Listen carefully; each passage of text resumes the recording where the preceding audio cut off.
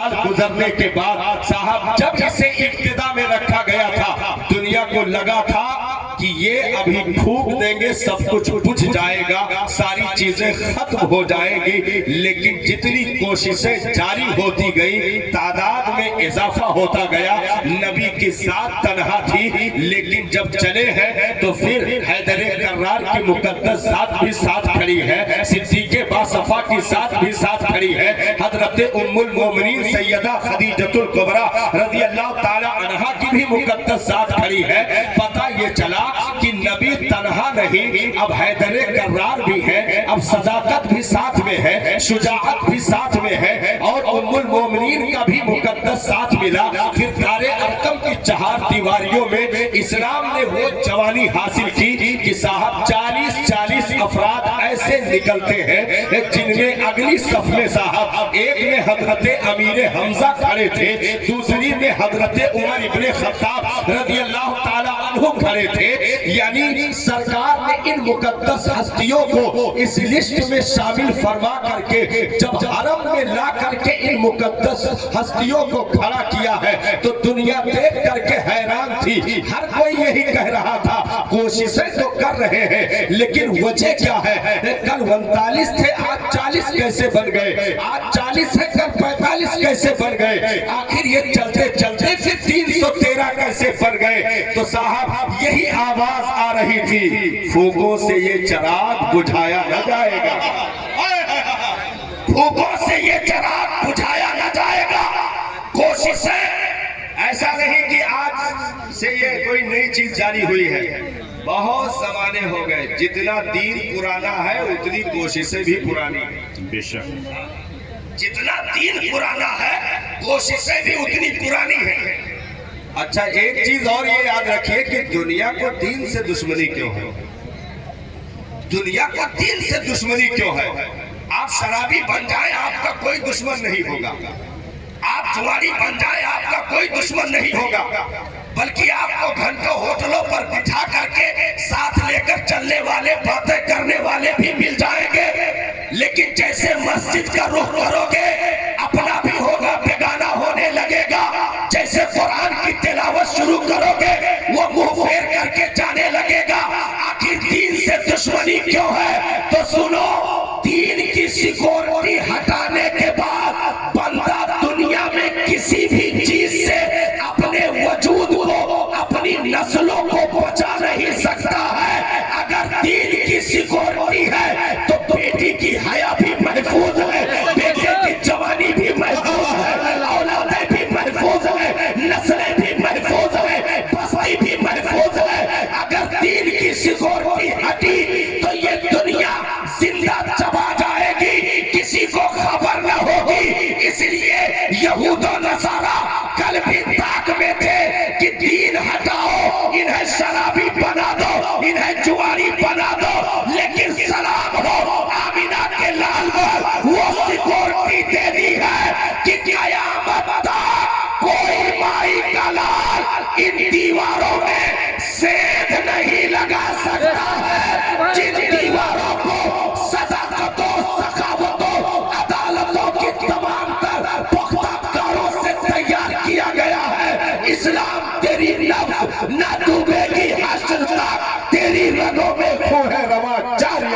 نعرہ تکبیر، نعرہ رسالت، مسلک اعلیٰ حضرت عظمت اسلام حضرت علامہ کمال الدین صاحب قبلہ رضوی، فانوس بن کے جس کی حفاظت ہوا کرے، فانوس بن کے جس کی حفاظت ہوا کرے، وہ شمع کیا بجھے جسے روشن خدا کرے۔ دیکھو وہ ہمارے باری میں سبحان اللہ کے ہم کو امید نہ رکھے کہ مطلب سب سبحان اللہ کا ہو، اللہ تعالیٰ سلامت رکھے۔ تو فانوس بن کے جس کی حفاظت ہوا کرے وہ شمع کیا بجھے جسے روشن خدا کرے.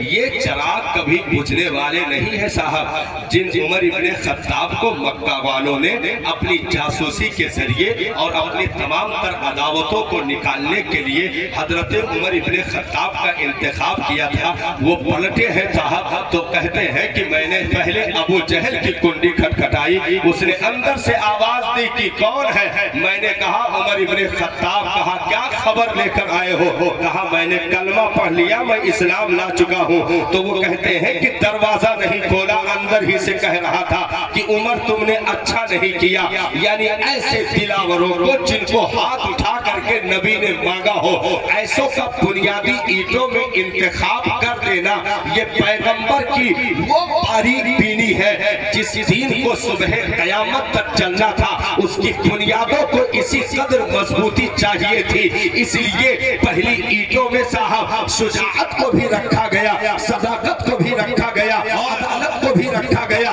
سخاوت کو بھی رکھا گیا. اور اگر کہیں سے چیزیں کمزور دکھنے لگی تھی حوادثات زمانہ کو دیکھتے ہوئے تو 22,000 کے نرگوں نے جب نماز اللہ نگلنے کی ناپاک سازشیں رچی تو نبی کی گود میں کروٹیں بدلنے والے حسین ابن حیدر نے کھڑے ہو کر اور کہا ذلیلو پھونکوں سے یہ چراغ بجھایا نہ جائے گا. تم نے میرے نانا کے دور سے کوششیں جاری رکھی ہیں لیکن یاد رکھو ہر موڑ پر تمہاری کوششوں کو ناکامی ہوئی ہے. میں سرکار چلے اور آپ کے کاشانے کا گھیراؤ کر لیا گیا, یہ تھا کہ معاذ اللہ قتل کر دیا جائے. لیکن ادھر رب کا حکم ہے کہ پیارے محبوب حجرے سے نکل کر کے آپ ہجرت کر جائیے, آپ مکہ چھوڑ دیجئے. میرے آقا انہی کے بیچ سے ان کے سروں پر خاک ڈالتے ہوئے نکلتے یعنی مسکراتے گویا یوں کہتے جا رہے ہو کہ ذلیلو تلوار لیے کھڑے رہو کیونکہ پھونکوں سے یہ چراغ بجھایا نہ جائے گا. میں تمہارے ہی بیچ سے جا رہا ہوں, تمہاری اوقات مارنا تو دور کی بات تم دیکھ بھی نہیں سکتے ہو کیونکہ جس کے خلاف تم اٹھ کر کھڑے ہوئے ہو یہ کوئی گلی کوچے کی پیداوار نہیں ہے بلکہ عرش اعظم کی عطائے اور مصطفیٰ جان رحمت کے دربار میں جبریل کی نوکری پروردگار عالم کی وہ تمام تر خیرات و برکات جن تمام چیزوں کو سمیٹ کر اکٹھا کیا جائے تو انہی میں نبی کی مسکراہٹ بھی ہے, نبی کی عطائیں بھی ہے, نبی کا چلنا اٹھنا بیٹھنا بھی ہے, نبی کا سفر, نبی کی تجارت بھی ہے. یعنی ساری چیزوں کو اگر جمع کیا جائے تو وہ ایک جا ہو کر کے اسلام کا رخ اختیار کرتا ہے جس دین کو اس قدر جوانی دے دی گئی ہو. صبح قیامت تک نسلیں تو ذلیل ہو سکتی ہیں, مصطفیٰ کے دین کو نظر نہیں لگ سکتی. بے شک. اب یہاں سے ہم آپ سے کچھ اور بات کرنا چاہیں گے, ٹائم ختم ہونے والا ہے. کچھ اور بات کرنا چاہیں گے کیونکہ یہ بیک گراؤنڈ ابھی تک ہم نے شروع نہیں کی ہے. پھونکوں سے یہ چراغ بجھایا نہ جائے گا, کوششیں جاری نہیں. میں دوڑ کر کے یہ لوگ جب مکہ میں نہیں پیش پائے دیکھا کہ حبشہ چلے گئے تو حبشہ پہنچ گئے, حبشہ میں نہیں پیش پائے تو پھر مدینہ مدینۃ المنورہ پہنچ گئے اور ان لوگوں نے پیچھا کیا یہاں تک کہ بدر کے میدان میں سب لوگ اکٹھا ہو گئے. 900 سے 1000 کی تعداد میں مکہ والے تھے اور سب نے قسم کھائی تھی. ابو جہل بھی اس میں تھا, ابو لہب, عتبہ, شیبہ, مغیرہ, ابو البختری, سب لوگ شامل تھے اور سب کا ارادہ یہی تھا کہ آج پیغمبر کو بھی معاذ اللہ ختم کرنا ہے اور اس کے لائے ہوئے دین کو بھی مٹا دینا ہے, آئے ہوئے ساتھیوں کو بھی تہہ تہہ کرنا ہے. یہ سارے لوگ قسمیں کھا کر کے گویا پیالے میں خون رکھ کر کے انگلیاں ڈبو کر کے چاٹ کر کے گئے تھے کہ یہ قسم ٹوٹنے نہ پائے, ہم اسے ضرور کر کے رہیں گے. لیکن جب پہنچے ہیں تو حضرت صدیق اکبر رضی اللہ تعالیٰ عنہ بیان کرتے ہیں کہ ایک کھجور کے پتوں سے بنا چھپر جس میں میرے سرکار جلوہ افروز تھے, اس قدر آقا رو رہے تھے اپنی امت کی فکر میں کہ چادر مبارک سرک کر کے دوش مبارک پر آتی, زمین پر آنے لگتی, میں اٹھا کر کے پھر دوش مبارک پر رکھتا. پیچھے کھڑا میں بھی رو رہا تھا اور میں نے عرض کی مسیحا رب نے آپ کو معصوم بنا کر کے بھیجا ہے, وہ دعاؤں کو رد نہیں کرے گا, وہ التجاؤں کو ٹالے گا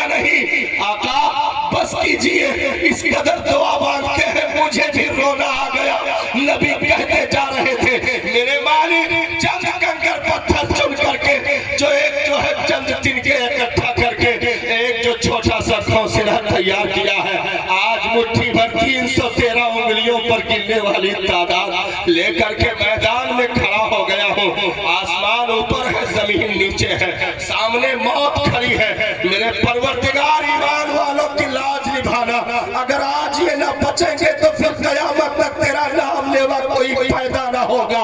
حضرت صدیق بھی رو رہے تھے, نبی بھی امت کے لیے آنسو بہا رہے تھے بدر کے کلیجے پر. اتنے میں حضرت یار غار کہتے ہیں کہ میرے آقا نے سر مبارک کو اٹھایا اور مسکرا دیے.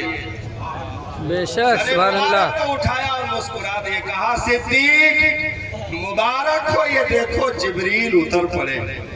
بے شک تو دیکھو فرشتوں کی جماعت بھی اتر گئی, جنگی اسلحوں سے لیس ہو کر کے, جنگی لباس پہن کر جبریل امین بھی کھڑے تھے. اور 1000 اور پھر بڑھتے بڑھتے 5000 تک تعداد پہنچتی ہے.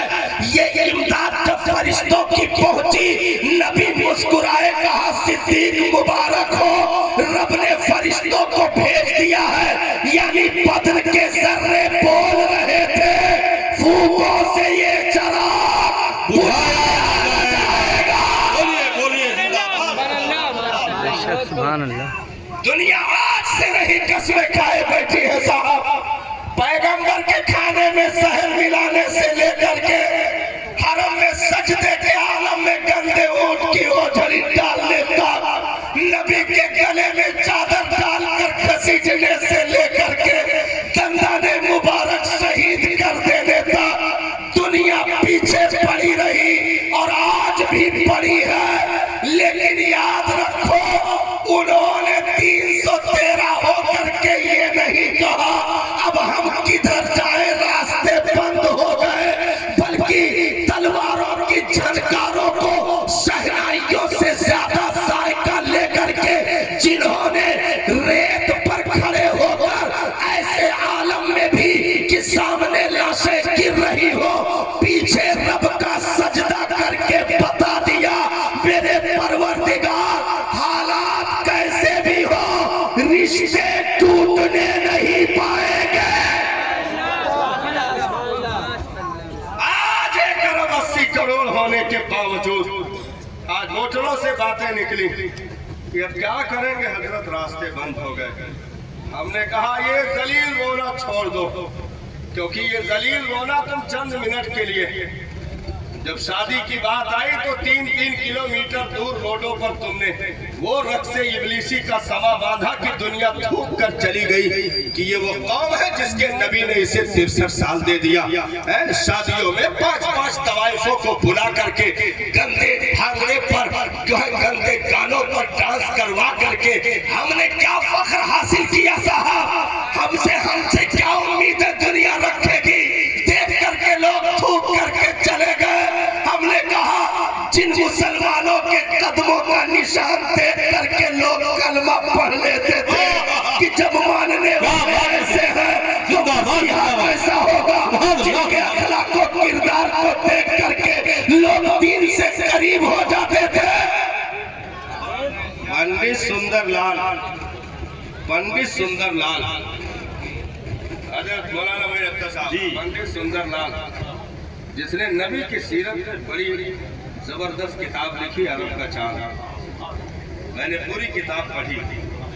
اس سے پوچھا گیا تھا کہ جب تو نبی کی سیرت میں اتنی لاجواب کتاب لکھ سکتا ہے تو تو نے کلمہ کیوں نہ پڑھا, تو نے اسلام کا کلمہ کیوں نہ پڑھا. سندر لال, عرب کا چاند تو نے نبی کی سیرت پر لکھ دیا لیکن کلمہ نہ پڑھا. تو کہا یار آپ دل تو بڑا کرتا ہے, جب مسجد کے قریب سے گزرتا ہوں, لوگوں کو نماز پڑھتے دیکھتا ہوں تو دل جھکتا ہے کہ سندر لال اندر چل کر کے آج اعلان کرتے تھے, لیکن جب انہیں نمازیوں کو محلے میں دیکھتا ہوں تو پھر مجھے خون کے آنسو رونا آتے ہیں کہ سندر لال جہاں ہے وہی بہتر ہے, کیونکہ ان کے ڈھانچے مسلمان ہو گئے, ان کا دل کافر رہا. ان جھکنے والوں کے ڈھانچے مسلمان ہو گئے, دل کافر رہا. سندر لال تیرا ڈھانچہ کافر ہے لیکن دل تو ان کی زلفوں کا اسیر ہے, اس لیے تو جہاں ہے وہی بہتر ہے. ہمیں رونا جو ہوٹلوں پر یا بازاروں میں ہم بکواسیں کر کے چلے جاتے ہیں, ہائے اب کیا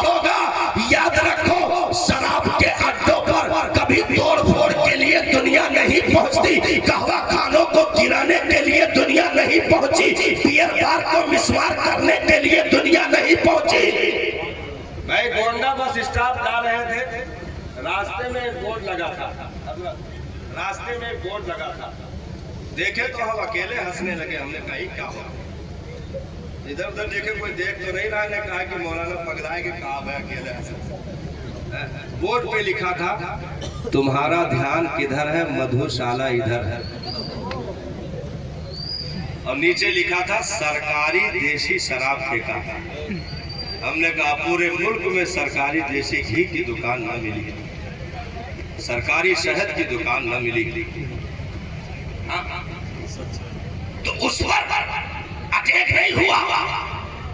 جہاں سے دین کی روشنی نکل رہی، پوری دنیا اسی پر توجہ کیوں ڈالے ہوئے ہے؟ کیونکہ یہیں سے تمہیں زندگی مل رہی ہے۔ یہ راستہ بند کر کے دنیا تمہیں موت کے گھاٹ اتارنا چاہتی ہے۔ اس لیے مذہب سے وفا کرنا، بے وفائی نہ کرنا، کیونکہ دنیا کی چالیں ہیں کہ تمہیں زندہ دیکھنا نہیں چاہتی۔ شراب سے زندگی نہیں موت ہے، جوئے سے زندگی نہیں موت ہے، قہوہ کھانے سے زندگی نہیں موت ہے، بیئر سے زندگی نہیں موت ہے۔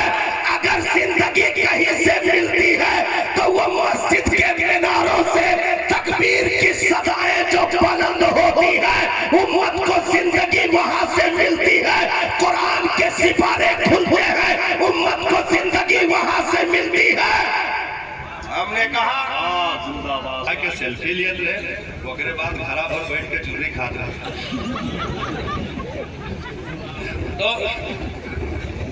یہ دنیا نہیں چاہتی ہے کہ ہمیں زندگی ملے۔ ہم پوری تاریخ آپ کو، بس ہمارا وقت ختم ہو گیا ہے، گھڑی اپنے پورے رفتار سے چل رہی ہے، ہم بیٹھنے جا رہے ہیں نیچے۔ وہ پیغام ہم چھوڑ کر جانا چاہیں گے صاحب، دنیا نہیں چاہے گی، کیونکہ دنیا اسی کے پیچھے پڑی رہی۔ بھائی سرکار نے ہجرت فرمائی، ہجرت کر کے مدینہ المنورہ پہنچے۔ کیا یہ لوگ خاموش ہو گئے؟ ایک سال ناکام ہوئے، دوسرے سال مکہ والے پھر پہنچ گئے، دوسرے سال مکہ والے پھر پہنچ گئے، یہاں تک کہ برابر کوششیں جاری رکھیں۔ آخری جنگ جو ہوئی وہ جنگ خندق ہے، جس میں مکہ والوں نے پوری قوت جھونک دی تھی۔ صاحب اپنی تجارت کے منافع کو اکٹھا کر کے ان لوگوں نے کہا تھا سب کچھ لگا دو، لیکن کوئی کلمہ پڑھنے والا زندہ نہ رہنے پائے، سب کو موت کے گھاٹ اتار دو۔ عورتوں نے مردوں کو مکہ میں قسمیں دلائی تھی کہ جب تک خون کا بدلہ نہ لے لینا، اس وقت تک تم ہمارے بستروں کے قریب تک نہ آنا۔ ایسی چیزیں اسکیمیں چلائی گئی، اور مکہ والوں نے ایک روایت کے مطابق تقریباً 20,000 فوجیوں کو جھونک دیا۔ جنگ خندق میں کتنے لوگ؟ 20,000، اور ادھر کلمہ پڑھنے والے کتنے؟ 3,000۔ کلمہ پڑھنے والے 3,000، ادھر تقریباً 20,000 کی تعداد اکٹھا تھی۔ کیا مشن لے کر کے آئے تھے؟ خندق دیکھا تو سب مسکرانے لگے، کہا یہ کون سی نئی چیز لے کر کے آئے ہیں؟ تو قریب جا کر کے دیکھا تو کہا یہ تو بہت بڑی حفاظت کا سامان پیدا کر لیا، آخر یہ تو تیز رفتار گھوڑا بھی پار نہیں کر پائے گا۔ دیکھا تو ایک جگہ سے خندق تھوڑی مختصر تھی، تو وہاں سے فران لگا کر کے وہ عمر ابن عبد ود گنڈا، آتنوادی، چرسی، بمبئی زبان میں چرسی، وہ گھوڑا فدا کر کے چلا آیا اور مقابل اپنا مانگنے لگا کہ بھیجو سامنے مقابلے کے لیے۔ شیر خدا کے سر پر مصطفیٰ جان رحمت نے امامہ باندھا، سبحان اللہ۔ اس کے بعد نبی نے اجازت عطا فرمائی، جو پہنچے ہیں چند منٹوں میں صاحب تکبیر کی آواز بلند ہوئی، گرد و غبار جب چھٹے تو دیکھا شیر خدا کے تلوار سے لہو ٹپک رہا تھا، اور ظالم پڑا زمین پر تڑپ رہا تھا، اور خندق کے ذرے ذرے سے صدا آ رہی تھی، پھونکوں سے یہ چراغ بجھایا نہ جائے گا۔ یہ زندگی ہے، کیونکہ وہاں سے لے کر کے پھر فتح مکہ تک مصطفیٰ جان رحمت نے وہ